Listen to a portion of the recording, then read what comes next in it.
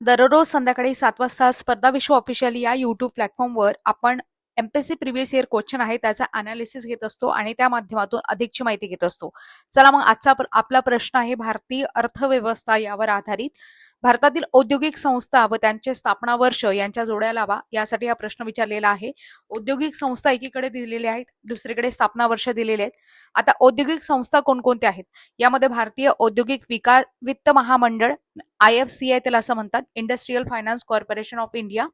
याची स्थापना झालेली आहे 1948 ला, म्हणजे ऑप्शन क्रमांक 2 याच्याशी योग्य जोडी लागेल. लक्षात ठेवा, भारतातील पहिली विकास वित्त संस्था आहे आणि दीर्घ मुदतीचे कर्ज देते.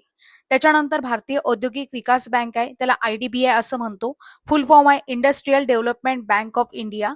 याची स्थापना 1964 मध्ये झालेली आहे आणि याचं मुख्यालय आहे मुंबई या ठिकाणी.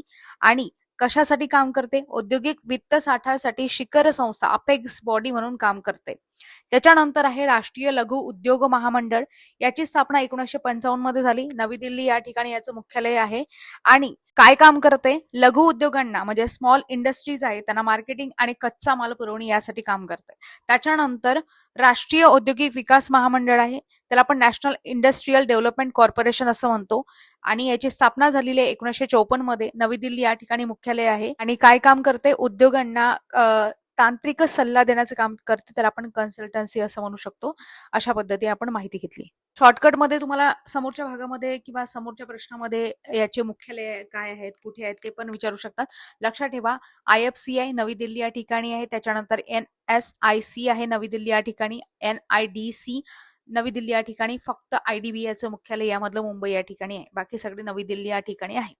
तर या प्रश्नाचं योग्य उत्तर आपण बघतो 2, 1, 4, 3 आहे, म्हणजे ऑप्शन क्रमांक 2 हे बरोबर आहे. अशा पद्धतीने हा प्रश्न आपण इथे बघितला. अशाच पद्धतीने पूर्ण आपली सिरीज आहे, तुम्ही पाहू शकता. आयोगाचा प्रत्येक प्रश्न आपल्याला कव्हर करायचा आहे आणि या YouTube प्लॅटफॉर्मवर तुम्हाला समोर सुद्धा आयोगाचे सगळे PYQ मिळणार आहेत. शिवाय आपण पेपर सुद्धा अपलोड करणार आहोत. भेटूया पुढील भागात. अधिक माहितीसाठी चॅनलला सबस्क्राईब करायला विसरू नका. धन्यवाद.